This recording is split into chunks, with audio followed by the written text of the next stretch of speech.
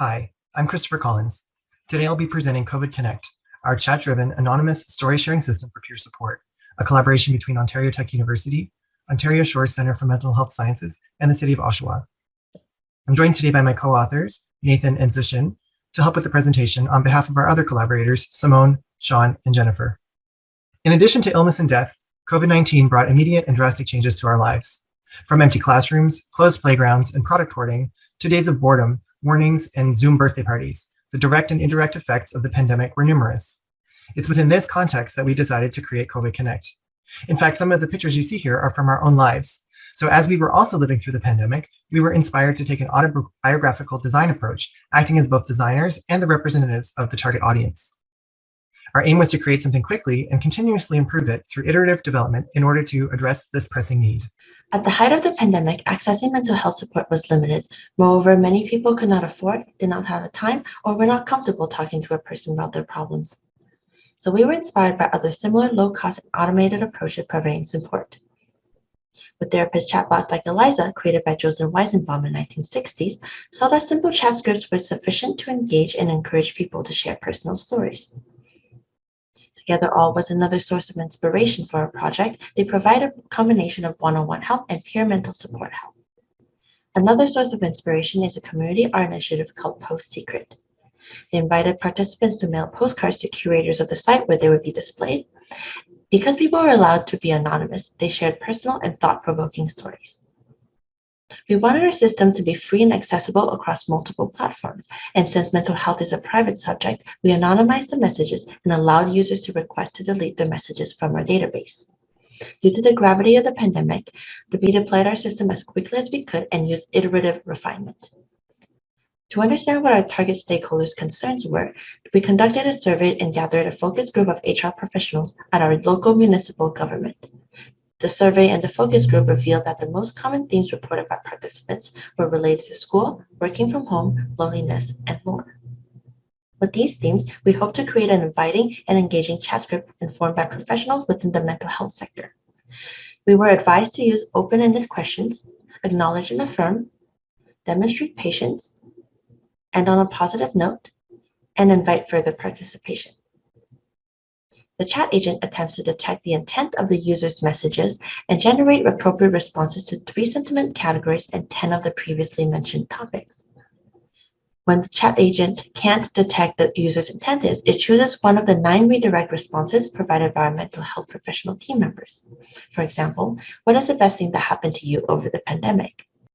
We underwent several rounds of sketch-based brainstorming with the full lab to refine the user interface and layout, with the aim of integrating the chat area with some type of visualization of previous statements. The final design centered around the idea of bubbles containing the full text of previously submitted stories and a central chat window for dialogue with the agent. Due to the stressful nature of the context in which the project was deployed, we decided to use a more cheerful color scheme. We based this idea on a metaphor of bubbles, which are temporary, colorful, and move in unique patterns. The final design removed the border between the chat window and the bubbles to integrate it as a single application. The chat window relates to a zoomable canvas, which is continuously populated with bubbles, which show previously submitted stories related to the current chat. We intentionally do not use summarization or aggregation visualizations, instead showing the full text in order to honor the individual stories that were submitted. Numerous features were implemented in the interest of maintaining user privacy, such as toxic comment screening, detecting distress in chat and redirecting to emergency services, detecting and anonymizing named entities, and allowing users to delete their data at any time with a unique code. In addition, there's a 3-day data holdback for user data. The application starts with a welcome screen that describes the purpose of COVID Connect. When the user decides they want to chat, they're taken to a consent form, and they must scroll to the bottom and pass a CAPTCHA to proceed. Once inside the application, the participant may begin to send messages immediately. After the participant sends their first message, we use natural language processing techniques to search the database for similar texts, then render those texts as bubbles on a zoomable canvas in the background. Bubbles can be selected to zoom in and provide upvotes or feedback.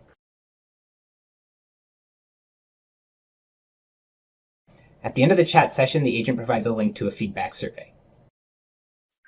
COVID Connect is free to use and was created with open source libraries. All data is stored on our private servers and the chat AI is locally hosted. Due to the urgent nature of this research, we had a fast launch and used iterative refinement through observing logs to fix any bugs and improve the system.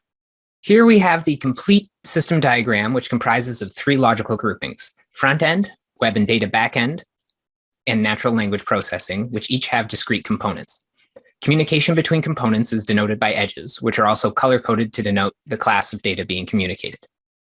The front end consists of the chat bubble visualization, the chat box, and user and data management functions. The chat box communicates directly with the RASA agent to enable a rich conversation experience. In turn, the agent triggers chat bubble visualization updates, ensuring the contents of the most recent bubbles is similar to the topic the user is currently discussing. Natural language processing is primarily composed of customized RASA open source components. The RASA agent implements the NLU pipeline and dialog policies. At the highest level, chat messages from the user enter the NLP system, and it in turn replies with the agent's response to the chat box and sends event messages with parsed data to the message broker, which are acted upon by the web and data backend. The web and data backend is responsible for the system logic and control.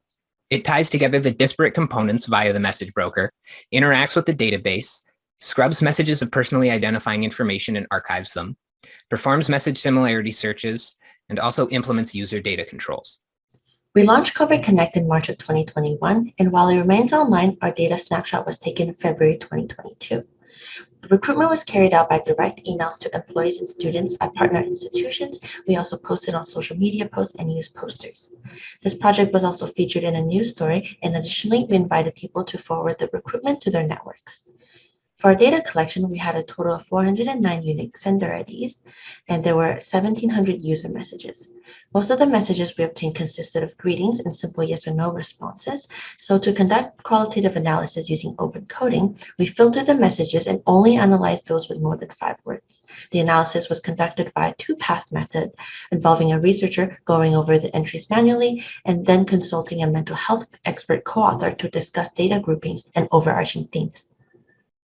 Since our system was created to act as a story sharing platform, we found that many of the messages started with the pronoun I. To understand any patterns, we created word trees with the messages started with I. Here you can see those that start with the phrase I miss, showing that people miss going to places, seeing their families, friends, and loved ones. Similarly, looking at word trees created using the messages starting with I have, we can see that people wanted to share their thoughts with our agent, telling them they weren't feeling the best or had nobody to talk to. They told it very generous daily status reports like, I have a runny nose or I have an appointment today. From these messages, we can see that the participants were able to have a meaningful conversation with the agent despite the simple chat script. Through Axio coding, we detected 11 high-level categories, with some messages belonging to 2 categories. The higher-level categories were further clustered into 3 themes: emotion, experiences, and bonding. The larger category of emotion-based messages were derived using Dr. Gloria Wilcox's feeling or emotion wheel. The main emotion expressed in the data we collected were hopeful, sad, angry, and bad. Some expressed frustration with their life, work, restrictions, and so on. The other theme that was expressed in our data were people talking about experiences or topic. For example, the melding of personal life with work life affected people's relationship with those they live with. We found that people generally interacted with the agent as if it was a confidant or a friend. There were messages asking for help, expressing personal emotions, or having a small talk. Overall, the types of information people shared with COVID Connect was surprisingly heartfelt, emotional, and relatable to our own experiences during the pandemic. An alternate framing of our analysis was to examine the data from the perspective of challenges and coping mechanism. Many important stories of the pandemic challenges were submitted. For example, because I'm far from home, I feel like everyone back there is getting on with their lives and I'm stuck waiting for life to start. The challenges were met by creative and diverse coping strategies. For example, one user wrote, I've connected with my neighbors a bit more because we're all at home so much, we see each other a lot. In addition to analyzing the data collected, we also reflected on the design process and outcomes of the deployment. We found that the simple chat script was effective in engaging people, even though the chat agent had a relatively limited vocabulary of statements. The use of open-ended statements was surprisingly effective at eliciting detailed and moving personal stories, sometimes even from ourselves as participants. However, we did notice that chat logic failures may have discouraged continued use of the system as people provided this feedback directly to the chat agent. As the use of our external feedback survey was not well used, we recommend in future that feedback mechanisms be integrated directly with the chat system itself. We do see opportunities for the use of such a tool in additional scenarios, for example, anonymous peer support story sharing systems for addictions recovery. We have presented COVID Connect, which remains online and available for you to use to share your pandemic stories and read the experiences of others at covidconnect.me.